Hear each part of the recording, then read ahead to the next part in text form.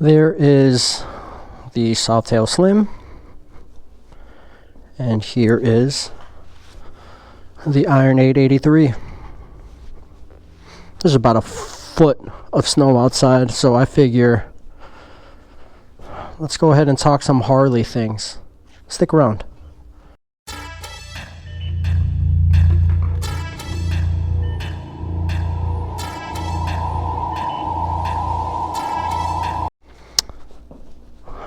So here is the new addition to the Softail, the handlebars. I absolutely love it. I mean, my sitting position is more upward compared to the Hollywood Beach bars.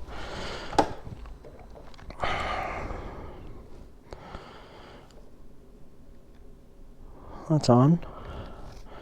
So I literally just did a install on these bars 2 days ago, and I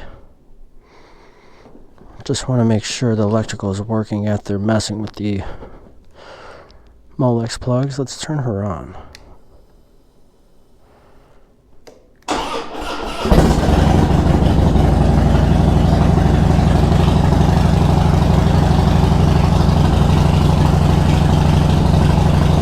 You know, with these Milwaukee 8s, they sound like they got a lot of power behind the roar.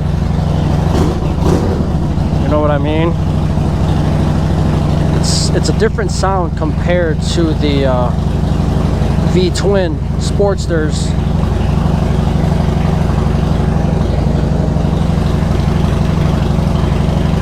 These bars really stick out. Definitely brings out a personality on this Slim.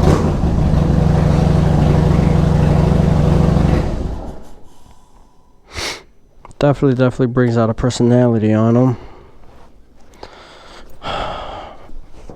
I mean, it's just such a bigger frame, and the bars just literally just sticks out so beautifully. Well manufactured by Fat Baggers. I mean, well manufactured.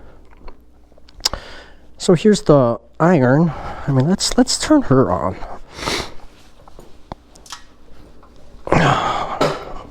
So top heavy these Iron 883s are.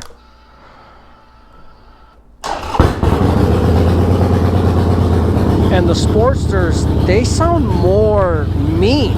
I mean, like more angry compared to the twin cam here. It has more of a growl, I should say, more vibration.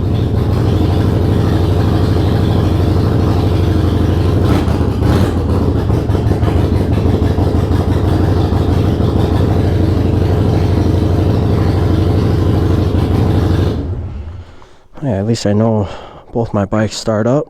I mean, it's been sitting in the garage the past, 4 months? Super depressing. But Sportsters, they're so fun to ride. You know, I got a lot of questions after purchasing the Softail. How come I didn't trade in the Sportster? You know, I don't think I could ever trade this bike. And Sportsters are so fun. They are so fun to ride, and believe it or not, my opinion, I think the Sportsters are the prettiest Harleys. I mean, I really do.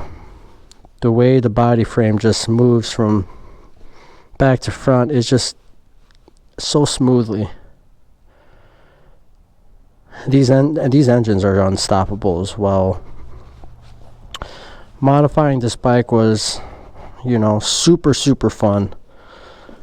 Because installing the aftermarket parts, they weren't that hard at all. It's very wrenchable, I should say. Sportsters are. Absolutely love how this bike came out. The Willie G teardrop mirrors that I installed on the Slim during the handlebars, you know, reason for why they're on the Iron is because the throttle side with that teardrop mirror, it didn't give me the angle for me to actually look on the right side if I would ever pass by. Maybe because of the shape of it, to be quite honest with you. Even on the Iron 883, they're not really usable, I should say. Maybe because of the bars. I mean, usually with Sportsters, I use the side mirrors to look behind me whenever I'm merging. I literally just turn my head, as you should. So what I did was I just swapped out the side mirrors, stock side mirrors from the Sportsters, over to the Slim. It's a much better look, I should say. It's a much better look. I like it's more rounded, it's more wider. I could actually use it compared to the teardrop, so I just moved it over to the Iron. It looks better there anyways. Definitely goes ahead with the way I modified it. But I want to talk about I want to talk more about these bars. I don't know if anyone watched my previous content, but it took me about 4 to 5 hours to install these bars. They are the Fat Bagger. Let me just pull this out for you guys. The Fat Bagger Easy Install handlebars. Like I said in the previous content, it was a very, very stressful process, even for the Iron 883. But the Iron 883, again, it's a much more easy wrenchable bike. This swap out for the handlebars literally took me about an hour. I literally just had to disassemble the clutch side. I literally left everything. I just slid the new bars in there. And there's no internal wiring, as you can see. It's throttle by cables. It's very, very simple. I did not have to get aftermarket clutch and brake line. So same with the Slim, but I'll get back to that. These were a very, very simple install. I did have troubles with the rear backlight, obviously, infamous Harley issue. See, the electrical black tape is already peeling now.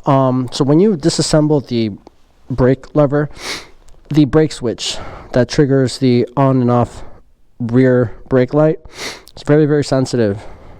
When installing the lever back, you got to make sure that the lever is actually in contact with the brake switch, other than, because it will not activate the brake light when pulling the lever. So I J-rigged it. I just put a piece of zip tie in between the lever and the brake light and taped it up with black tape. It's definitely not noticeable, but I am a little worried in the summertime, that electrical tape will definitely melt. But yeah, so with the Slim, the install was quite complicating, not because of the process, but because of the internal wiring. It literally took me about a month to pick what type of handlebar I wanted for the Slim. I knew I wanted ape hangers, and I also knew I wanted 10-inch. It's not easy finding 10-inch bars, to be honest with you guys. Fat Baggers Fat Baggers and the Harley Davidson Fuse Low. The Harley Davidson Fuse Low, almost the same shape of the bars, but I think the base was a little bit thinner.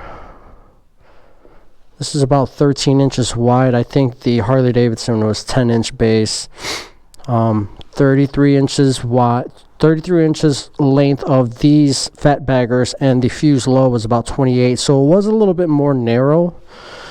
But the reviews were telling me that the internal wiring was super tricky on those bars.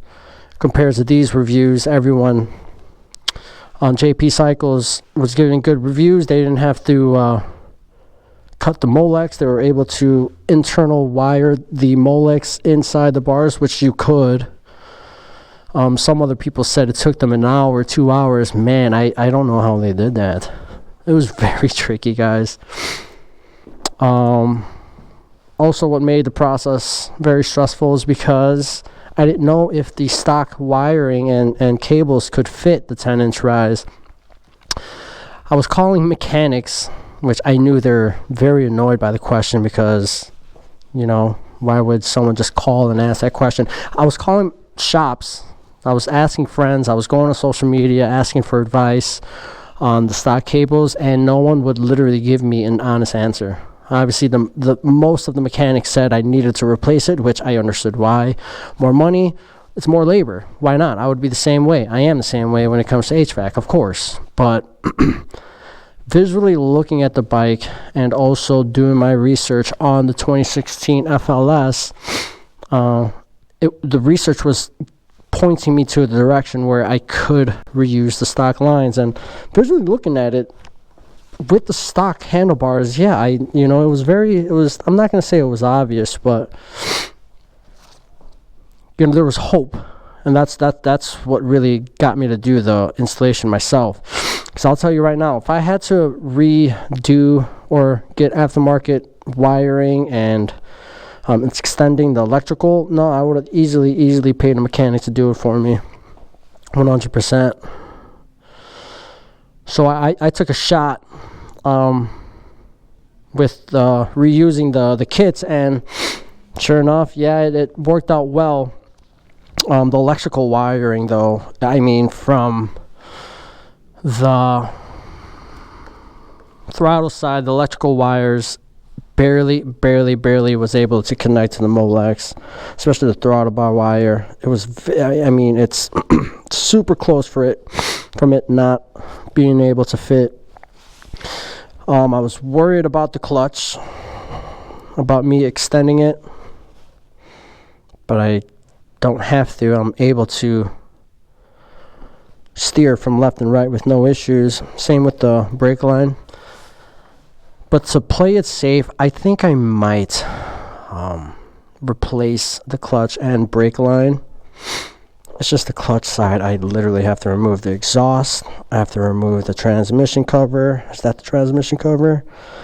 I mean, and I'm just very lazy, guys. Unlike the iron, you know, everything's super accessible. Everything's right in front of you. So I've been, owning this bike for 2 years. Absolutely love the thing. I learned how to ride a motorcycle on it. It's my first baby. I would never, ever trade this in. It's a super fun bike. Vibration is there. Noise is there.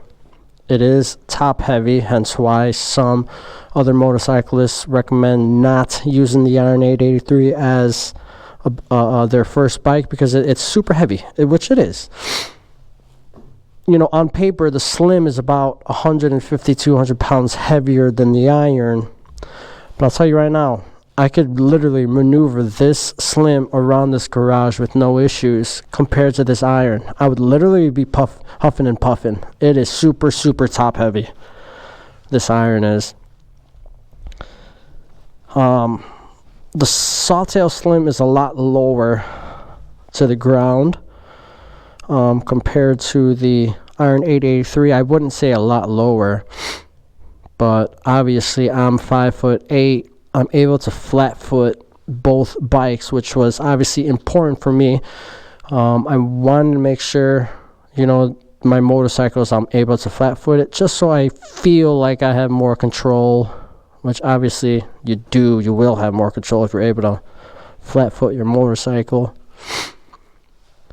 Originally, when purchasing my second bike, I wanted to stick with the all black look, just like my Iron 883. And, when purchasing this bike, I was second guessing the purchase just because of the color. I don't mind this grayish tank. I love the black, but what almost stopped me was this color of chrome. It's not, well, it is chrome, but it seemed a little blurry clone, I should say. If it was chrome, I would prefer it to be shiny like this one, but you know, but I learned to be okay with it. Hence why I kept the levers the same color. The original plan was to get black levers, but I think I did a good decision just because it gives a contrast. These grips are not bad, but they are not the Avon memory foam grips. I really love these. Very comfortable. But these grips, what led to my purchase to these grips were the teardrop mirrors. I wanted to have a Willie G theme, but obviously it didn't work out. But still, you know, I'm kind of happy with these grips. I mean, it is what it is. But I'm dying to take this bike out for a ride. Literally dying to take this bike out for a ride, but there's literally about 6 inches of snow outside. 6 inches of snow. I am going to get white walls on the Slim. Definitely once the weather turns, that's going to be the next mod. White walls on the Slim. I added the swing arm bag from Harley Davidson. It's a bigger compartment compared to the Kemimoto on the Iron 883. Visually, I do like how this looks compared to the Harley Davidson, but I think aesthetically it fits perfectly with the way the Slim looks.